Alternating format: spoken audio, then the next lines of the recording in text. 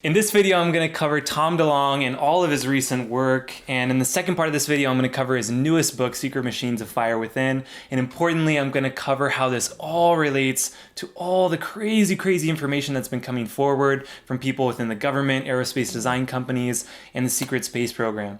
As of the time of this recording, there's nothing like this on the internet, so grab some popcorn and get excited.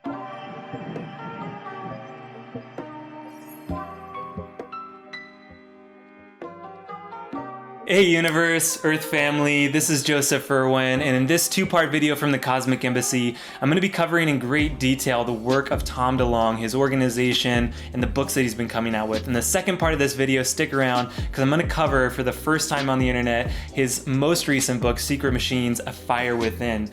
Now I'm doing this because when I put together the information from all these other insiders, like legendary aerospace designer William Tompkins, and Corey Goode, and Pete Peterson, and others, it starts to paint a really vivid picture of what's been going on in secret over the last 70 years, and indeed throughout entire human history. So I'm just gonna lay a groundwork really quick, and I have to address this right off the bat. Is this a limited disclosure? Meaning, are the people who are working through Tom DeLonge actually trying to slow down and rein in the disclosure movement? And the answer is maybe, but for me it doesn't really matter.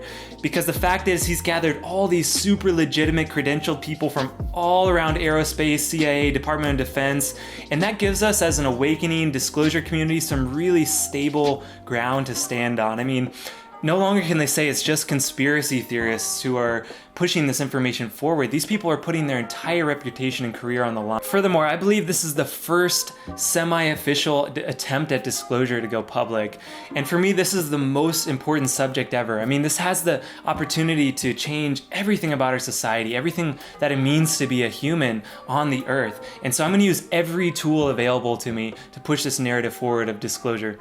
I want to say I'm fully aware that there's been mass atrocities committed in secret under the guise of national security. But I'm also fully aware that most of the people within these projects in the military are brilliant, good people. I support Tom's effort to shift the perspective on the Department of Defense and these secret projects and programs, because most of these people are well-meaning, patriotic people who sometimes are just getting orders from people who are not so good. Furthermore, many people in the awakening community are now understanding that we simply would not be as far as we are if it weren't for white hats and good people within inside the military and these secret projects and programs. I mean, we all know there's secret projects and programs. At this point, everyone's heard of the CIA, NSA, Edward Snowden, and the like. But up until recently, not many people have really dug deep into it, and those who did were marginalized. But now this is becoming mainstream. The question I want you to ask yourself is, how far do you believe it's possible that we've advanced in secret over the last 70 years? And furthermore, who's in control of what is kept secret, and why are they in control? Let's talk about disclosure really quick, and I promise this will all wrap in perfectly with Tom DeLonge. So limited disclosure versus full disclosure. So I'm going to define it for you. Limited disclosure is releasing information in a slow and steady manner to prepare the public for these massive revelations. And this has already been occurring for decades. It's something called soft disclosure, where they put information that's real out in a fictionalized version through culture, science fiction, etc., to get people ready, to warm people up for these topics. Now, full disclosure, on contrast, is releasing all the information to the world at once, breaking down the entire dam of secrecy in a very short period of time, and then dealing with the shockwave that occurs. The crimes against humanity will come out, yes, but also the massive advancements that have been made in secret, technologically, psychospiritually, and the expansion into space that's been kept hidden from us. I completely understand why some people within the Department of Defense and these secret projects would want a limited disclosure timeline. I mean, some of them truly believe it's only responsible route, and they believe if the full truth were to come out, it would cause mass chaos and dissolve all the power structures and religions and ways of life almost instantaneously, and some of that's true. And this is extra concerning to those who are used to being in control. Furthermore, the people who've committed mass atrocities in secret want to keep it secret and bow out before the truth comes to light, to escape justice. In essence, anything less than the full truth, full disclosure, is a carrot on a stick leading us forward, and really cannot be accepted. Let me explain why. Until we release all the information, let the public know how far we've actually advanced, and how we've actually been taken advantage of, we're leaving ourselves massively open to being manipulated further by those who have greater vantage point, may they be human or non-human. Some humans who are in these positions of greater vantage point, meaning they're privy to super secret information, believe they have the wisdom to be the gatekeepers of this information. But this means only a few key people need to be manipulated to control the knowledge of an entire planet, which is very advantageous for those who want to steer the destiny of the Earth. What gives these people special wisdom that they can be gatekeepers? Considering all this thoroughly, I fully support full disclosure, the full truth, and I hope you see why too. The people of the Earth deserve to know how far we as a collective have advanced, and I think we're ready to bear the birthing pains to remember who we really are. The people of the Earth deserve to know who these heroes are who've lived and died in secret in the name of humanity. The people of the Earth deserve to know who the great frontiersmen of space are, the colonists, the explorers who've discovered indescribable things already. The people of the Earth deserve to know who some of the most brilliant inventors and visionaries in our history are and what they've created. I believe the people of the Earth will inherit this knowledge in a very, very short term and everything that comes with it, good and bad. So it is. So with all that said, I'm not going to discount anyone. Let's listen to everyone. Let's move forward with wisdom. Let's take a holistic approach and begin to dissolve these barriers between secret and public and all these different narratives coming out. Let's find the common ground and try to learn what we can from Tom Delonge's work and others and gain the widest, most accurate view possible. And with this, let's dive into Tom Delonge's work. So most of you know already, but I'm just going to recap really quick. Tom Delonge is the former lead singer of Blink-182, extremely famous band all over the world.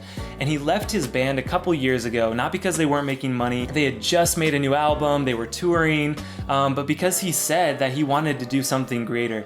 And long story short, he got an opportunity to talk to some people high up in the defense industry, and he took that opportunity to pitch an idea. And the idea was, quote, to help the youth lose their cynical views on the government and the Department of Defense. And that pitch apparently went well because the next meeting he had was behind multiple closed doors, multiple layers of security in some secret facility. And after that second meeting, his work went light speed, as he said, meaning he got a lot of support from the military-industrial complex, or at least some elements of it. His first work was called Sekret Machines, Chasing Shadows, and he has a lot planned going forward. More recently, came out with an organization called To the Stars Academy of Arts and Sciences, and it made headlines by releasing the first official US government footage of an unconventional craft. And here's a small excerpt from his website so you can get a taste for what these guys are doing. To the Stars Academy of Arts and Sciences has mobilized a team of the most experienced, connected, and passionately curious minds from the US intelligence community, including the CIA and Department of Defense, that have been operating under the shadows of top secrecy for decades.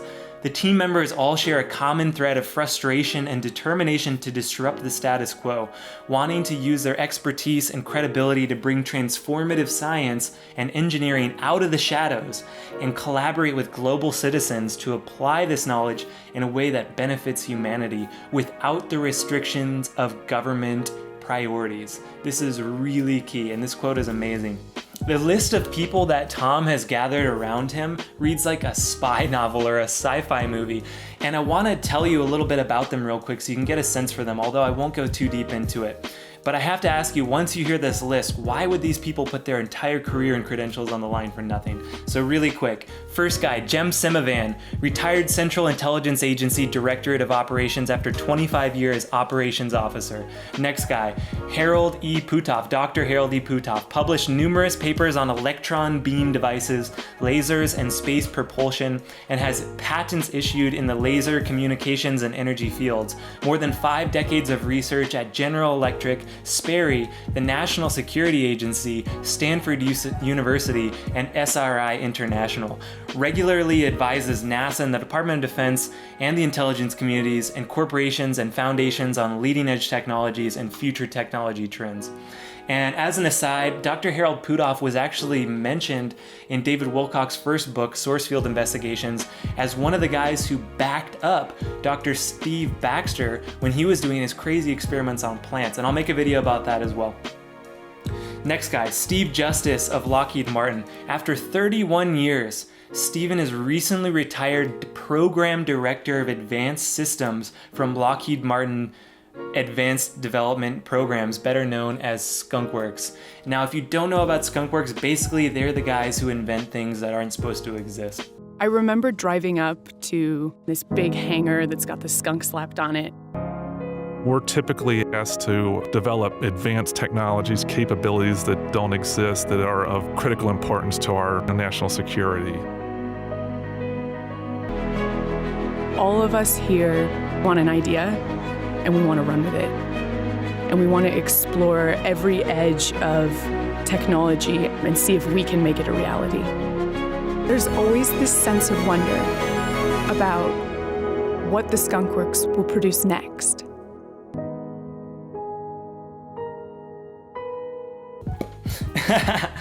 Next guy, Lou Elizondo, Career Intelligence Officer, U.S. Army, Department of Defense, National Counterintelligence Executive, and the Director of National Intelligence. For nearly the last decade, Lou also ran a sensitive aerospace threat identification program focusing on unidentified aerial technologies. Next guy, Norm Comm, currently a consultant on national security for the US government, over 30-year career with the Central Intelligence Agency, culminating in his development and direction of the intelligence community's biological weapons program. Next guy, Chris Mellon, 20 years in the federal government, including Deputy Assistant Secretary of Defense for Intelligence in the Clinton and Bush administration, many years of Capitol Hill, including the Minority Staff Director of the Senate Select Committee on Intelligence, drafted the legislation that established the U.S. Special Operations Command. This guy drafted the legislation that brought the U.S. Special Operations Command forward. He's a recipient of multiple awards from the Department of Defense and agencies of the U.S. intelligence community. There's more people, but I don't want to bore you, but the point I'm making here is these are some really serious, well-respected, credentialed people who are putting their name, their reputation on the line, backing Tom DeLonge's work. So you really should pay attention to this information that's coming forward. The other thing I want to say really quick is To the Stars Academy put forth this really interesting effort to actually crowdfund space technology, meaning normal people could put in their money to assist in their efforts.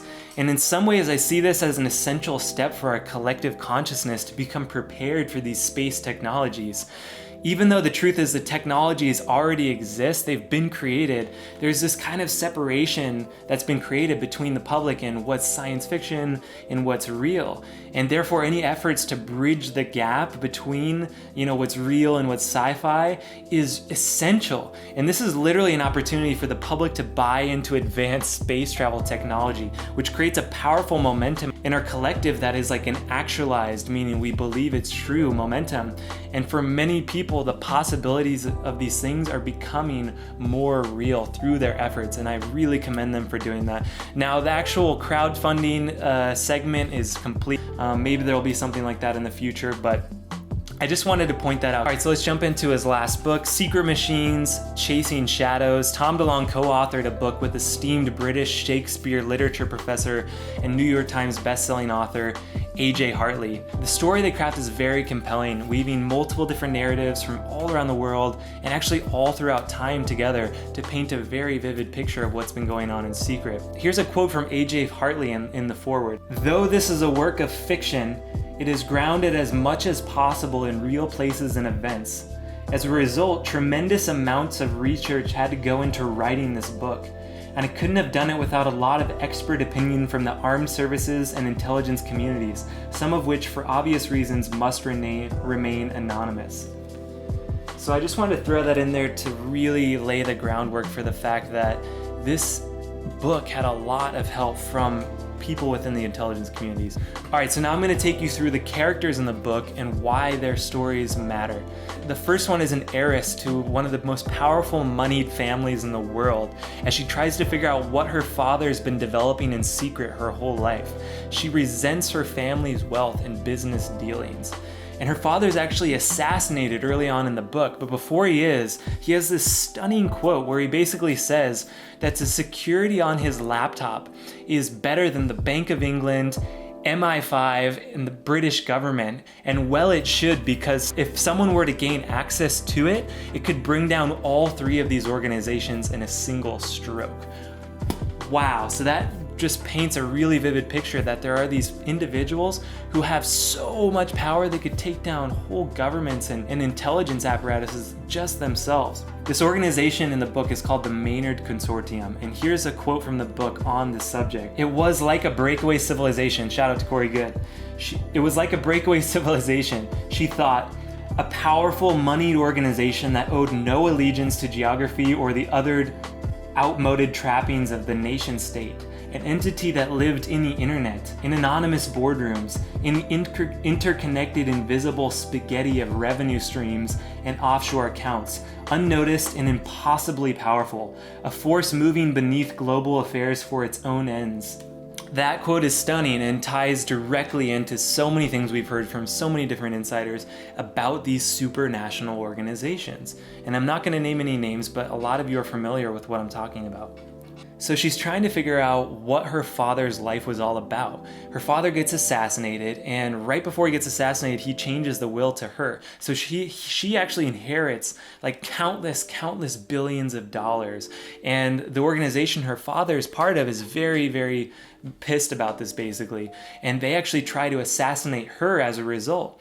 But she escapes and she goes to the United States. And I'm telling you this for a very specific reason, because she goes to the United States and she meets with one of her father's good friends, who's a senator in the United States Senate. And she meets with this guy in Washington, D.C. and asks him about her father's work with unconventional craft. He gets like super choked up and doesn't want to talk about it. She ends up leaving and she goes to another city. The next day she's reading the newspaper and she sees a report that that exact senator she was talking to the day before committed suicide.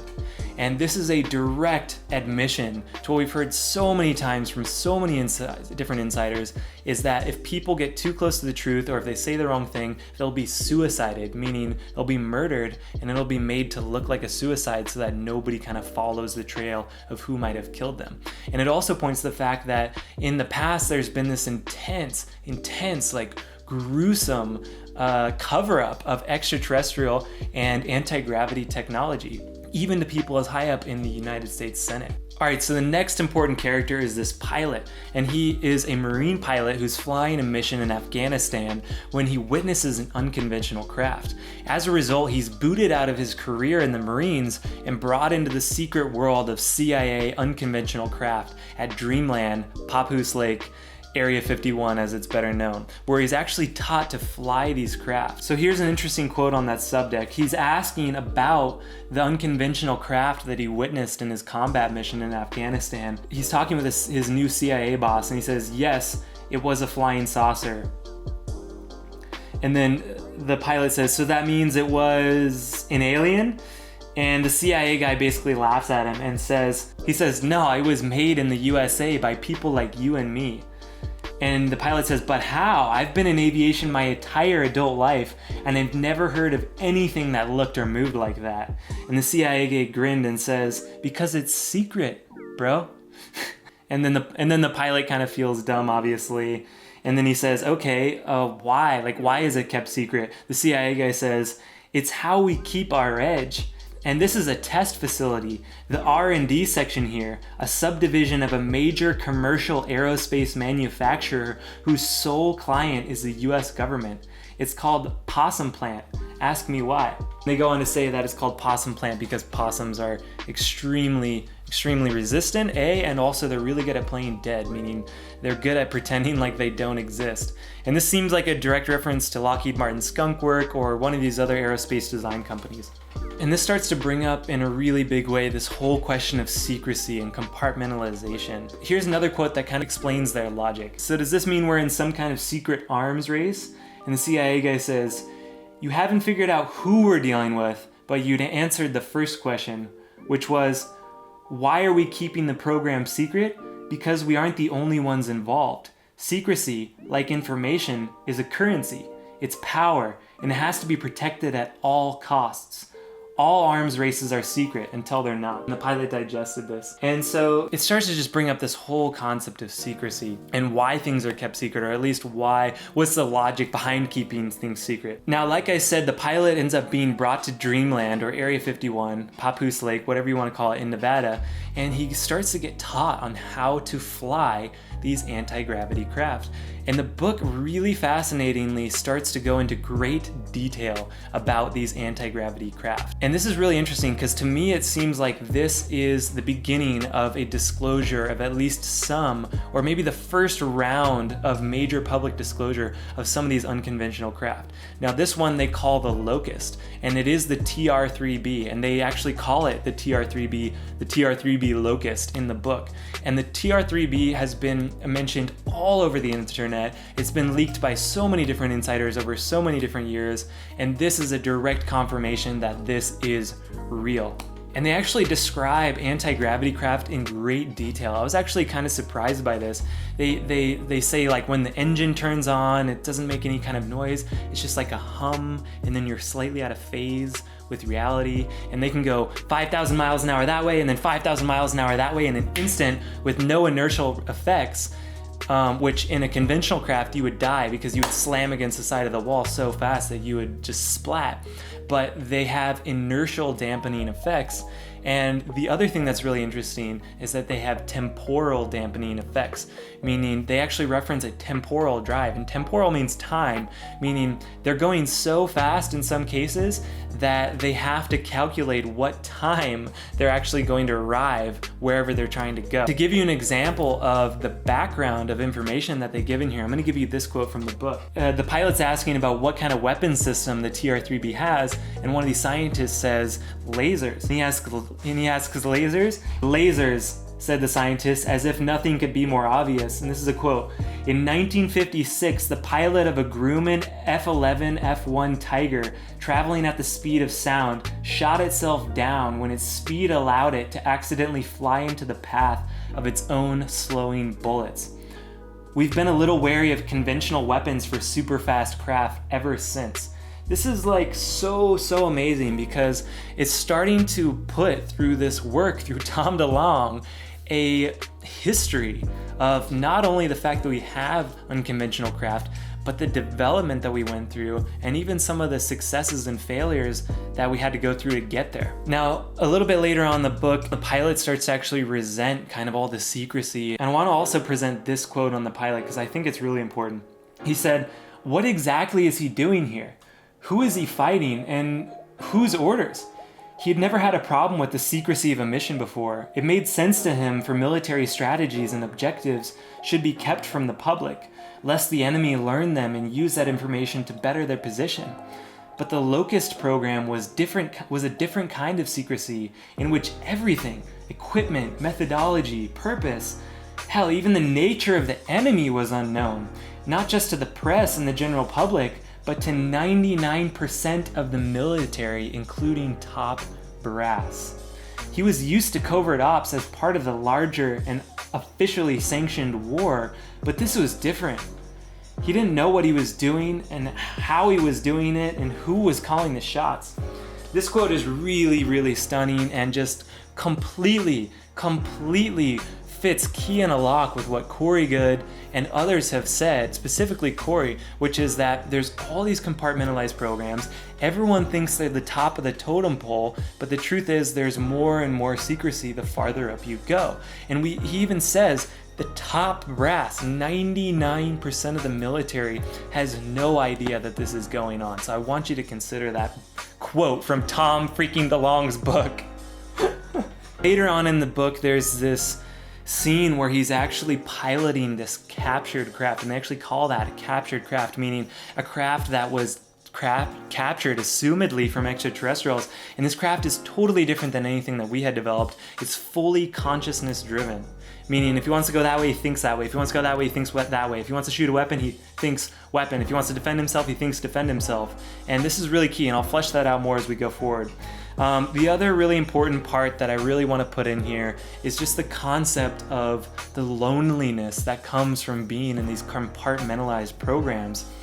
And I believe this will be one of the greatest stories of history in the future, is the lives that some of these people lived in these secret projects, and the benefits but also the challenges, and not being able to fully connect with other humans because your whole life is so secret. Alright, so the next character, and one of the most important in the whole book in my opinion, is the one I'm going to call the first-hand account. And this is an account of a Polish Jew who survived World War II and witnessed the Nazis committing mass atrocities, but also creating anti-gravity technology and bringing it down to Antarctica. And let me flesh that out a bit for you.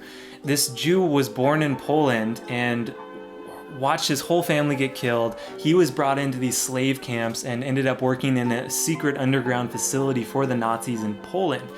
And this completely corroborates with what we've heard from William Tompkins.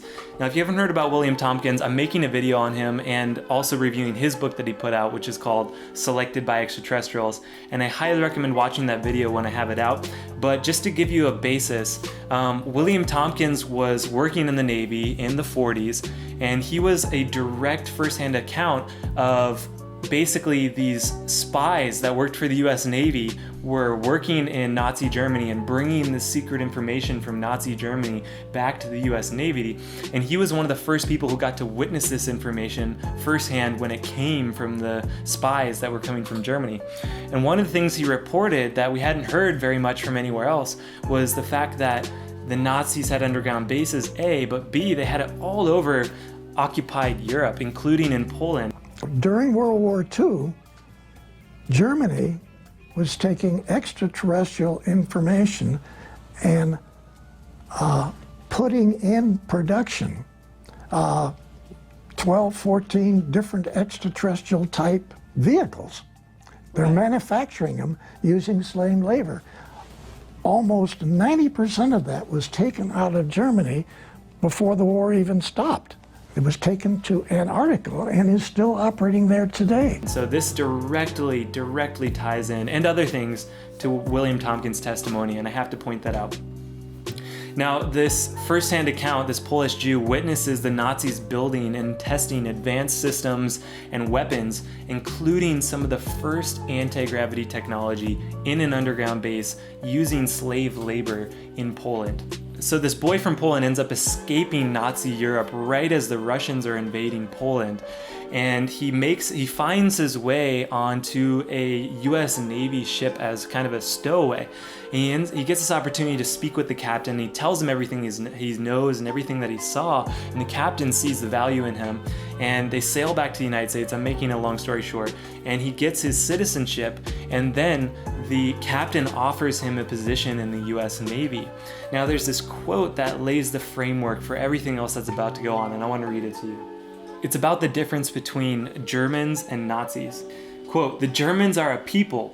They are bound by blood and geography and history. The Nazis are something quite different.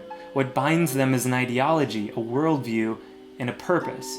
The Germans were defeated. In time, they will rebuild as a functioning nation, and their sense of who they are will change. But the Nazis, we killed a lot of them, and some of the survivors will turn back into Germans, like people waking from a nightmare. But we did not cut the head off the snake. Some of them live on in Germany and elsewhere." So this is really important to lay this framework, because basically the boy gets this mission with the Navy to go down to Argentina and chase a lead on where the Nazis were going after the war. Now, the Nazis had surrendered, but as many accounts from many different insiders attest, that wasn't the end of the story. In fact, they were all over the world, and one of the most famous was in South America, and this story from Tom Delonge directly ties into these accounts we've heard from real-life insiders. So they end up going down to Argentina, and they find these U-boats, and they investigate more, and they find a Nazi base in Argentina. And when they find this Nazi base in Argentina, the Nazis escape, but they leave some information left over. And I'm going to read this quote. "As to where they may have gone, the Nazis, when they escaped Argentina, we found one tantalizing clue. In the room below the tower, we found a series of crates packed with fur-lined jackets and hoods and goggles, snow boots and face masks for serious cold weather conditions. We also found a chart pinned to one of the walls, one which a carefully drawn landmass had been marked with a red pencil. Antarctica, said Ignacio, which means Antarctica. They actually go into pretty good detail about this whole story of Antarctica. Here's another quote. A Nazi base, he said, they went to Antarctica before the war, claimed a portion of it, which they named New Schwabenland. Almost 90% of that was taken out of Germany before the war even stopped. It was taken to Antarctica and is still operating there today. Key, before the war. Supposedly the mission was to look for places they could hunt whales. Whale oil is used for various products, but they were really looking somewhere to build a naval base. They planted little swastika flags in the ice and everything. So this is really, really key because it points out that the Nazis were creating bases in Antarctica before the war. And this is something that we've heard from a bunch of different insiders, particularly legendary aerospace designer William Tompkins, who I've referenced many times. William Tompkins talks about how as recent as 1939, or as far back, as 1939, the Germans were sending these giant submarines, not normal U-2 submarines, but giant like cargo submarines that were very secret with tons and tons of different supplies and scientists and different things to create multiple different bases all over Antarctica. Now the next really interesting part is that the character actually becomes a part of the super famous Admiral Byrd expedition. And if you're not familiar, just a quick recap. After the war, it's well known that Admiral Byrd went with an entire armada, just tons of thousands of men, planes, ships, were sent down to Antarctica, and the original official cover story was to test their gear in like freezing conditions, but that's not at all true. And we've heard from many different insiders that they went down there in search of Nazis, and this book from Tom DeLonge seems to confirm exactly that. They were going down to Antarctica with this huge armada in search of the Nazis because they had actionable intelligence that they were there. So here's another quote from the book. Rear Admiral Richard E. Byrd was an explorer who'd been to Antarctica several times before. His first expedition in the 20s had involved a flight to South Pole itself and a Ford's trimotor, during which he had to ditch supplies and fuel tanks to maintain altitude. Partly as a result, he was made an admiral at 40, the youngest in the history of the US Navy. During the war, he led recon missions in the South Pacific, scouting for land that might be used as airfields and forward command bases, and he had, it was said, been present at the surrender of the Japanese. A hero and a big shot, in other words, who was involved in important things, and he did nothing by halves. Whatever Byrd had been planning, the operation had been in its preliminary stages long before the details of our experience near the Paraguay border could be relayed to him, and I never learned how much our findings shaped that mission to come. What was clear is that Captain Jennings' report gave the Enterprise new focus and urgency, as did seasonal conditions. The window in which Antarctica was accessible before the southern hemisphere winter made any kind of exploration there impossible was very narrow.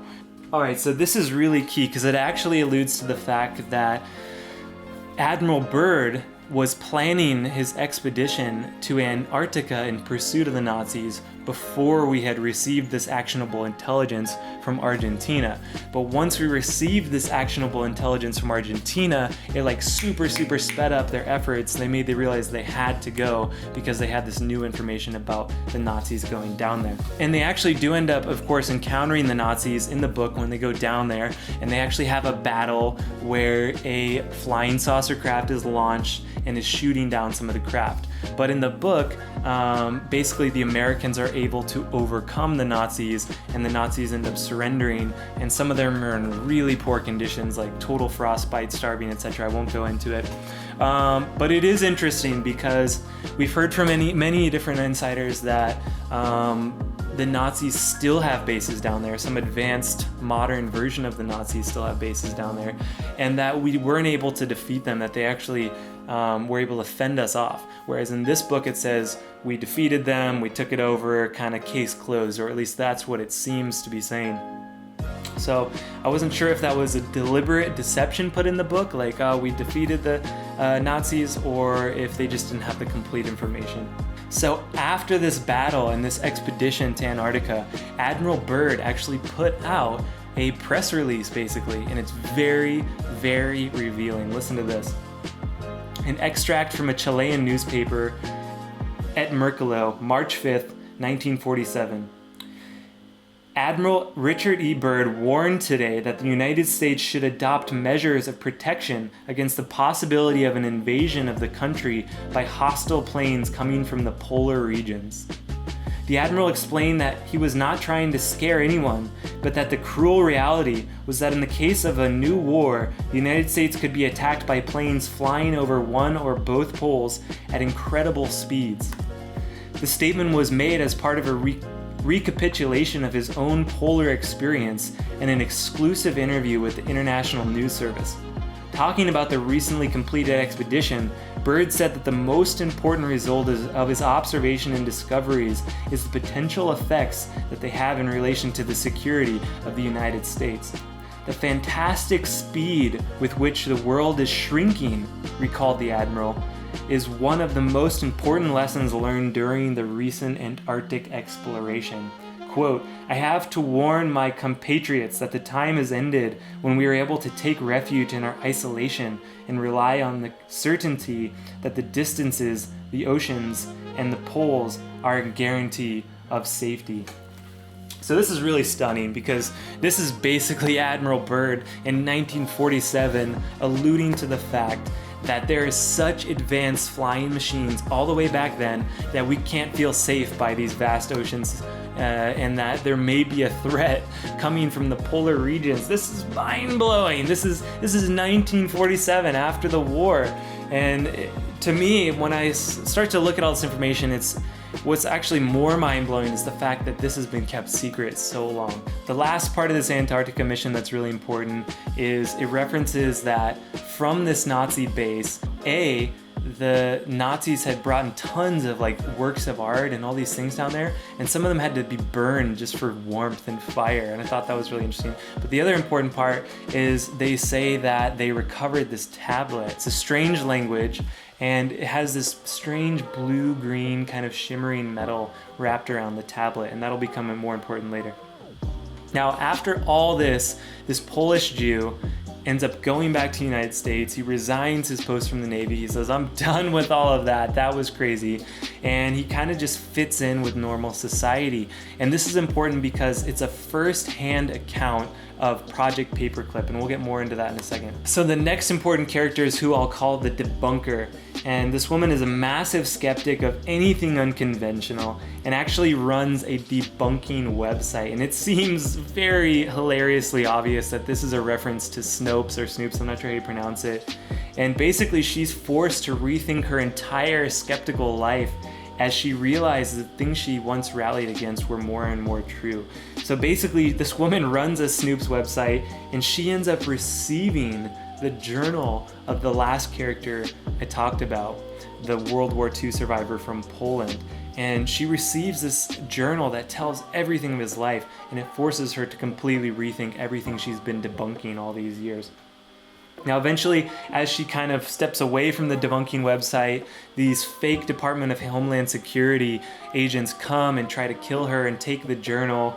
The important part about this is when she leaves, it basically alludes that the government or whoever these Department of Homeland Security people were actually took over her website and kept it going, which just points to basically government continuing these counterintelligence operations through debunking. So it seems that they're even pointing out in this book that debunking websites are propaganda. Really, really interesting. Next important part about the debunker story is she's driving later on in the book and her car turns off, the lights turn off, the engine stops, all the electricity ceases. We've heard this before with extraterrestrial encounters.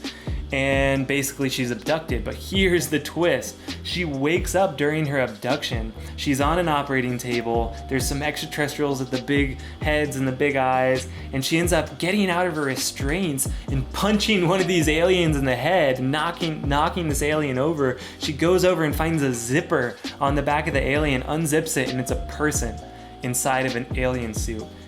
So basically they're saying that there's been genetic experimentation and abductions that have gone on under the guise of extraterrestrials. So fascinating. And she ends up actually finding that tablet that came from the Antarctic Nazi base later on, and that becomes important in the next video. All right, so wrapping up this video, a couple things I left out. There's this cigar-shaped craft that's sighted in Japan, and that becomes important in the next video, which you're about to watch. And multiple insiders report A, a cigar-shaped craft, and B, just tons and tons of sightings have been reported all around the world. Next little tidbit is there's this massive battle that occurs over Area 51 between the Locust TR-3B craft and the Maynard Consortium, that international conspiracy group. They have their own craft which are chevron shaped, and I thought that was really, really interesting because Corey Goode actually talks pretty in depth about how parts of the military industrial complex have these chevron shaped spacecraft. All right, so the last thing I'm going to throw in here is in the end of the book, the pilot is taken into the secret facility. He's taken through multiple layers of security, down an elevator, put on a tram in an underground facility, which totally alludes to what we've heard from other insiders about underground subway systems. And he's brought into this super secret facility where he sits down with the CIA member, and the CIA member basically tells him in no uncertain terms, the Greek gods were real.